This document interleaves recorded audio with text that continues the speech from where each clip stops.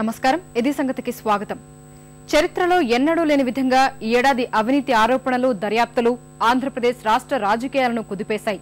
Jagan అక్రమాస్తుల case, Ballari గనుల అక్రమ తవ్వకాలు, ఎంఆర్ అవకతవకల కేసులు, అరెస్టులతో మలుపులు తిరిగాయి. అవినీతి ఆరోపణలతో తొలిసారిగా ఓ మంత్రిని సీబీఐ అరెస్టు చేసింది. రాజకీయ వలసలు, ఉద్యమాలు అదే స్థాయిలో జరిగాయి. వ్యవసాయం పరిస్థితి మరింత దిగజారుగా విద్యుత్ సంక్షోభం పారిశ్రామిక రంగంపై తీవ్ర ప్రభావం చూపింది.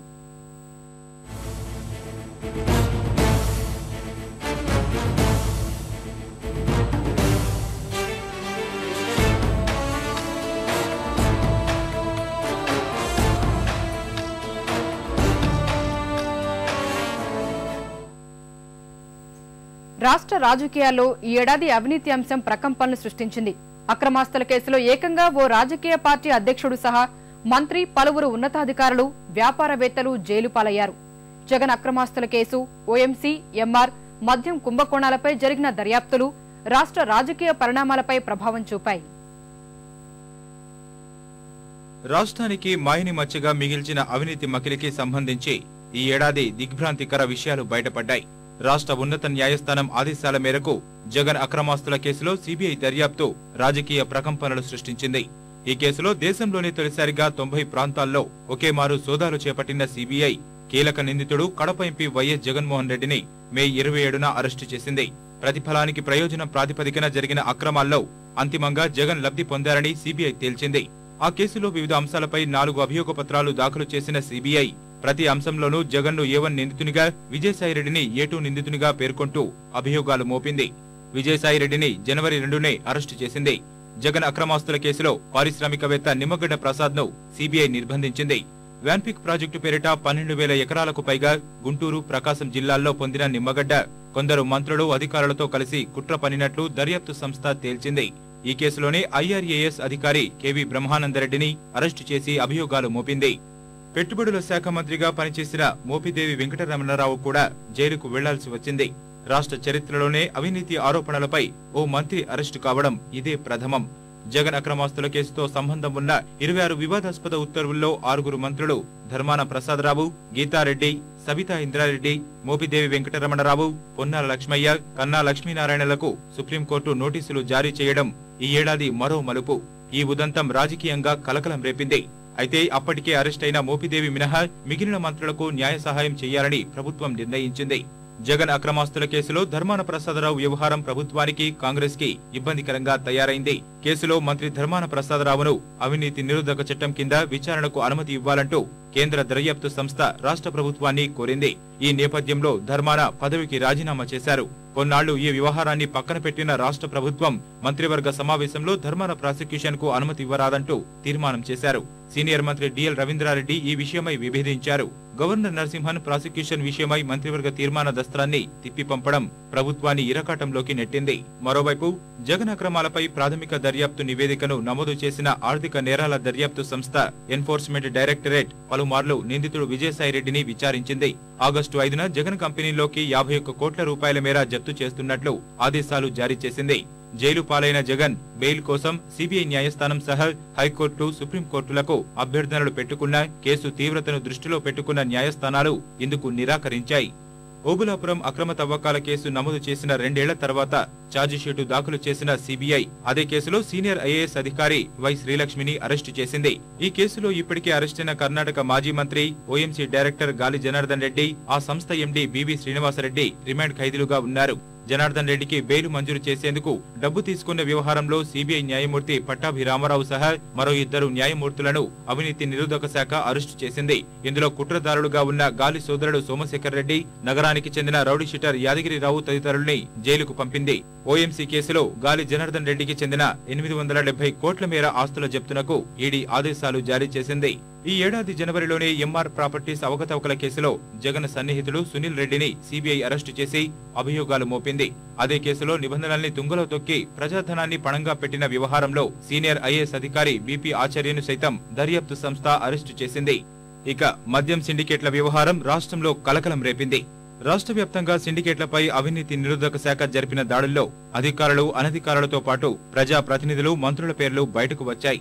ఆబ్కారీ మంత్రి మోపిదేవి వెంకటరమణారావుపై తీవ్ర స్థాయిలో ఆరోపణలు రావడం సహా పీసీసీ అధ్యక్షుడు బొత్స సత్యనారాయణ పాత్రపై బయటకు వచ్చిన విషయాలు కాంగ్రెస్ ని ఇబ్బంది పెట్టాయి. అయితే రాజకీయ నేతల పాత్రపై ఏసీబీ ఏమీ తేల్చలేదు. దాదాపు 1000 మందికి పైగా అధికారులు అనధికారులపై క్రమశిక్షణా చర్యలు తీసుకోవాలంటూ సూచనలు చేసింది. ఏసీబీ దర్యాప్తును పక్కదారి పట్టించేందుకు ప్రభుత్వ పెద్దల నుంచి ప్రయత్నాలు జరగడంతో హైకోర్టే ఈ కేసు దర్యాప్తును పర్యవేక్షించింది.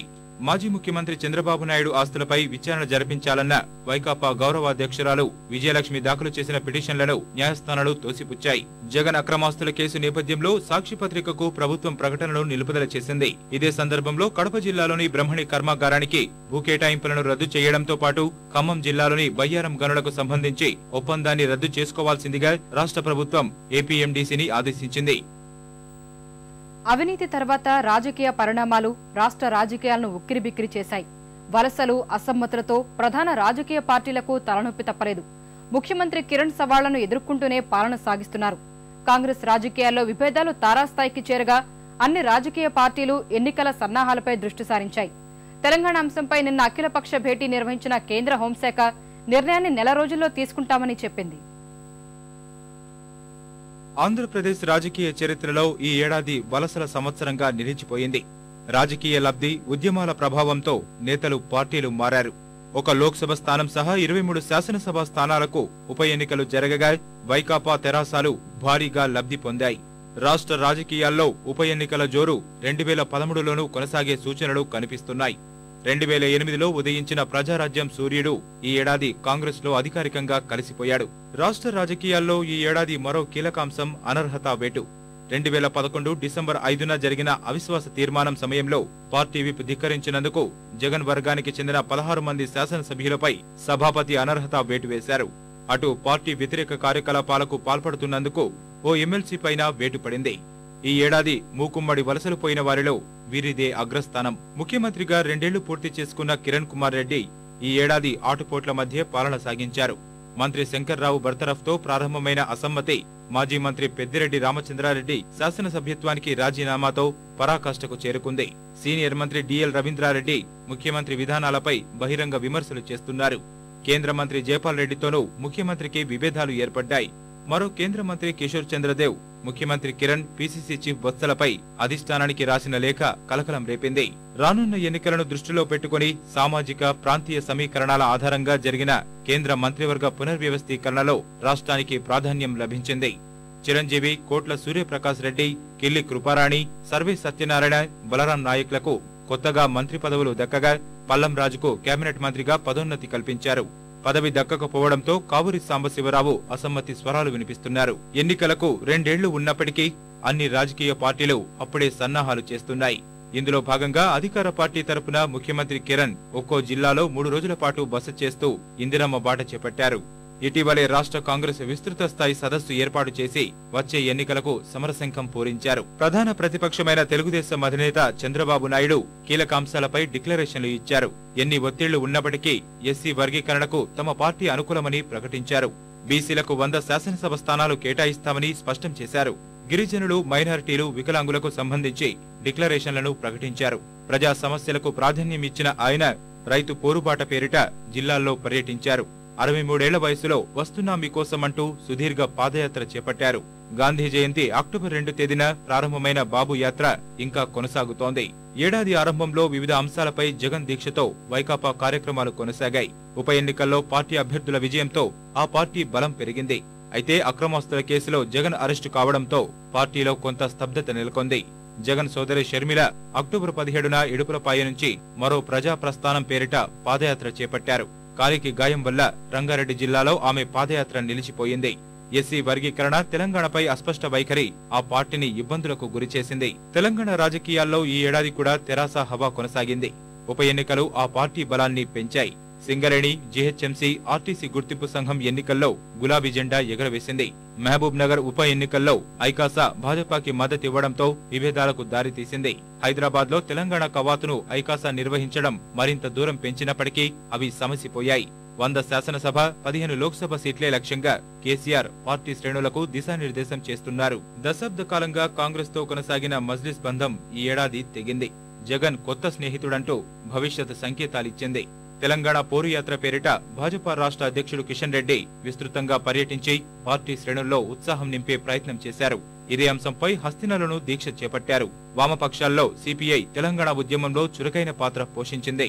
రాష్ట్రానికి చెందిన సీనియర్ నేత సురవరం సుధాకర్ రెడ్డి పార్టీ జాతీయ ప్రధాన కార్యదర్శిగా బాధ్యతలు చేపట్టారు. సిపిఎం ప్రజా సమస్యలపై ఆందోళనలు కొనసాగించింది. తెలంగాణ ఉద్యమంలో దూకుడును ప్రదర్శించిన తెలంగాణ ప్రాంత కాంగ్రెస్ ఎంపీలు లోక్సభ నుంచి బహిష్కరణకు గురయ్యారు. చిల్లర వర్తకంలో విదేశీ పెట్టుబడుల వ్యవహారంపై లోక్సభలో ఓటింగ్ నేపథ్యంలో తెలంగాణ కాంగ్రెస్ ఎంపీల ఒత్తిడి మేరకు తెలంగాణ అంశంపై కేంద్ర హోంశాఖ అఖిలపక్ష భేటీ నిర్వహించింది. కాంగ్రెస్ 2 వాదనలు వినిపించగా తెలుగుదేశం, తెరాస, సిపిఐ, భాజపా ప్రత్యేక రాష్ట్రానికి అనుకూలమని చెప్పాయి. సిపిఎం సమైక్యవాణి వినిపించింది. సమైక్యానికి మొగ్గు చూపిన మజ్లిస్ విభజన అనివార్యమైతే రాయల తెలంగాణను ఏర్పాటు చేయాలని తెలిపింది. తన అభిప్రాయం చెప్పని వైకాపా కేంద్రంపైకి నెట్టేసింది. నెల రోజుల్లోగా నిర్ణయానికి వస్తామని హోంశాఖ మంత్రి సుశీల్ కుమార్ షిండే ప్రకటించారు.